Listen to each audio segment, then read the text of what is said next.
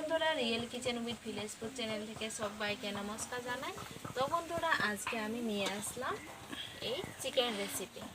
আজকে আমি সুন্দরভাবে আপনাদেরকে বানিয়ে দেখাবো। তো বন্ধুরা কীভাবে বানাবো আজকে পুরো ভিডিওটাকে দেখবেন। এখন আমি শুরু করব। আগে থেকে আমি কিন্তু চুলায় কড়াই বসিয়ে রেখেছিলাম। এখন আমি সর্ষের তেল দেবো। প্রথমে বন্ধুরা আমি আলুগুলো ভেজে নেব।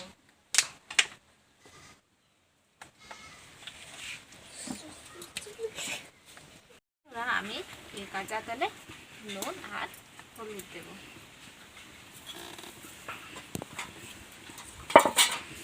তারপরে বন্ধুরা এই দেখো আমি কিন্তু এক সাইজে সবগুলো কেটে নিয়েছি। টমেটো বড় বড় কেটে নিয়েছি, আলু, পেঁয়াজ এগুলো ভেজে নেব। প্রথমে আলুগুলো ভেজে নেব।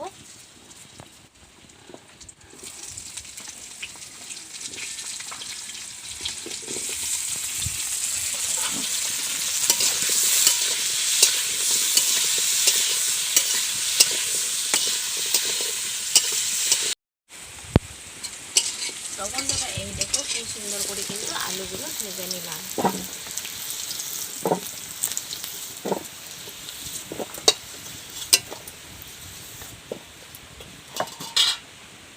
তো বন্ধুরা আবার আমি তেল দেবো।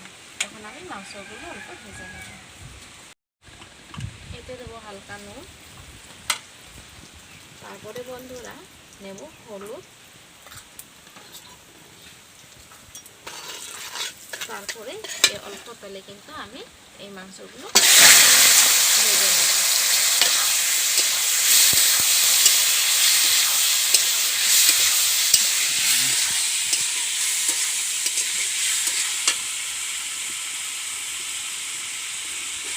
বন্ধুরা এগুলো আজকে কিন্তু চাকনা মতো বানাবো। এই দেখো বন্ধুরা মুরগির ঠ্যাং, কলিজা এগুলো কিন্তু আজকে ভাজা বানাবো। একদম ভাজা বানাবো, অল্প মাখা মাখা করে বানাবো। এখন ভালোভাবে ভেজে নেব। বন্ধুরা এই দেখো কি সুন্দর করে কিন্তু ভাজা হয়ে গেছে। বন্ধুরা এই মুরগির ঠ্যাং, কলিজা, লিভার এবং মুরগির পাখনা এইগুলো কিন্তু একসাথে ভেজে এগুলো একসাথে ভাজা বানালে কিন্তু খুব ভালো লাগে। সেই জন্য আজকে আপনাদেরকে এই রেসিপি বানিয়ে দেখাচ্ছি। এখন আমি তুলে নেব। ভাজা হয়ে গেছে।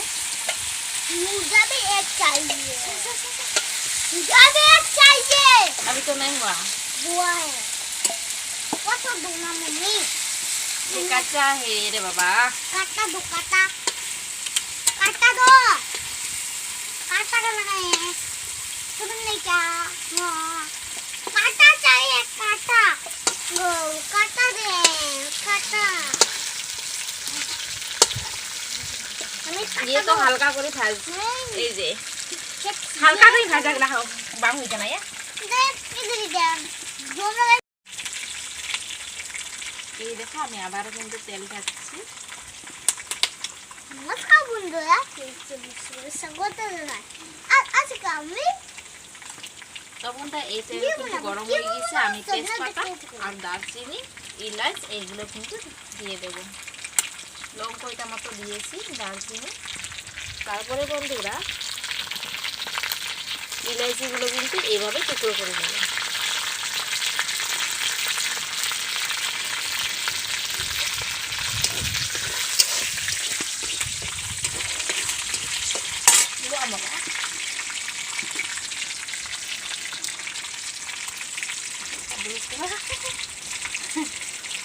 বন্ধুরা আমি এই কেটে রাখা পেঁয়াজগুলো দিয়ে দেবো।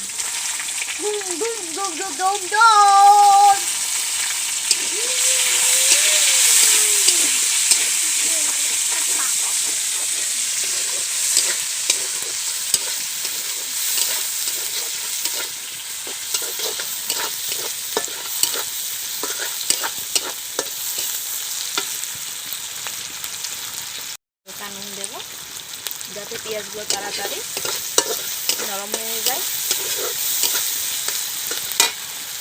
আমি দেব শুকনো লঙ্কা বাটা।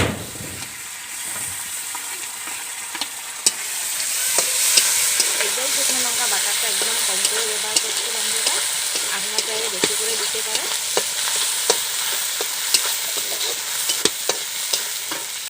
তারপরে দেবো বন্ধুরা জিরে বাটা।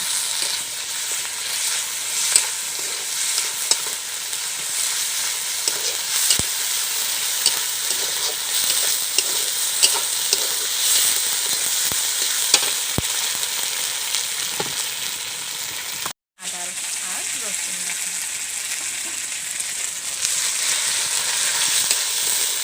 এটাকে ভালোভাবে ভেজে নেব যাতে মশলা থেকে কাঁচা গন্ধটা চলে যায়।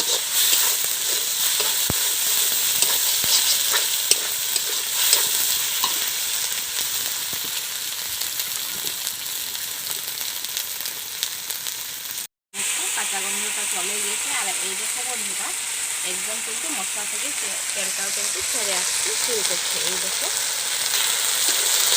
এইভাবে কিন্তু মশলা থেকে তেলটা ছেড়ে আসছে, তবে বুঝতে মশলাটা পুরোপুরি রেডি হয়ে গেছে। তো বন্ধুরা আমি এখন দেবো কেটে রাখা টমেটো। ধনে পাতা আমি পরে দেবো।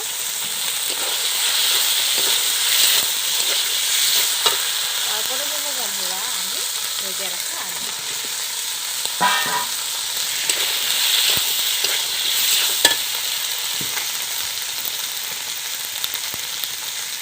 তো বন্ধুরা আমি এতে দেবো স্বাদ মতো নুন। আমি কিন্তু বেশি দেবো না, কারণ আমি মাংস ভাজাতে নুন দিয়েছিলাম, আলু ভাজাতেও নুন দিয়েছিলাম। তারপরে বন্ধুরা কালার অনুযায়ী হলুদ দেবো।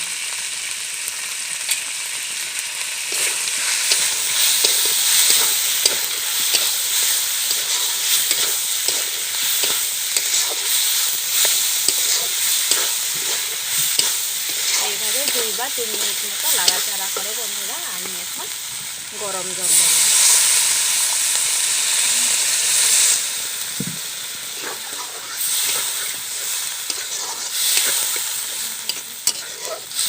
তো বন্ধুরা এই গরম জল দিয়ে এখন আমি চাপা দিয়ে সিদ্ধ করে নেব। আপনারা তুলে দেখো, এই দেখো বন্ধুরা টমেটো আর আলু কিন্তু সুন্দরভাবে সিজে গেছে। এই দেখো পুরোপুরি কিন্তু সিদ্ধ হয়ে যাচ্ছে। তো বন্ধুরা আমি এখন ভেজে রাখা মাংসগুলো দিয়ে দেবো।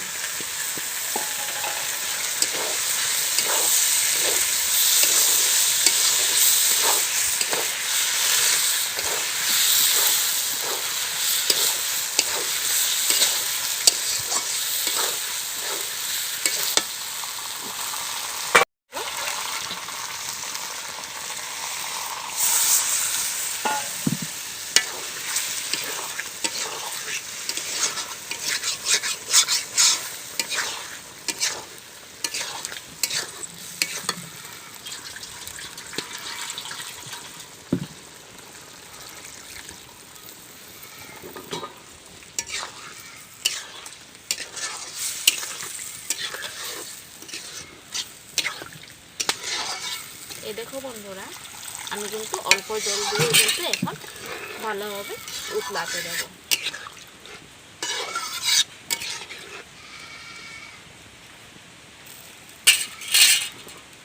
এখন আমি উতলাতে দেবো, সেই জন্য চাপা দিয়ে দিলাম। এই দেখো বন্ধুরা জলটা কিন্তু অনেকটা কমিয়ে গেছে। এই দেখো চুলা থাকার কারণে বন্ধুরা জলটা কিন্তু বেশি দেখা যাচ্ছে। নামার সঙ্গে সঙ্গে যখন ঠান্ডা হবে তখন কিন্তু একদম মাখা মাখা হয়ে যাবে। এখন পুরোপুরি রেডি হয়ে গেছে। আমি এখন ধনে পাতা দেবো।